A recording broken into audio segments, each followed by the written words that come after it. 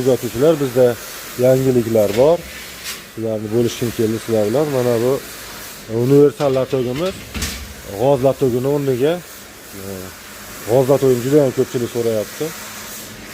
Bu universal latogni sotib olsangiz, inkubatorimizni ichida qilib beramiz. 8 million so'mga beramiz. Siz xoling bedana, tovuq, o'rda, g'oz, bu narsani tuxumini qo'yib ochsangiz bo'ladi bunda.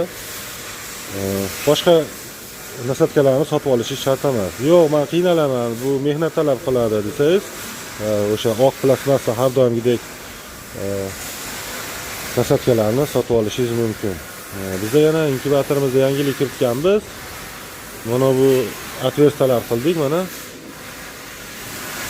Endi bizning kontrollerimiz umriga umr qo'shildi.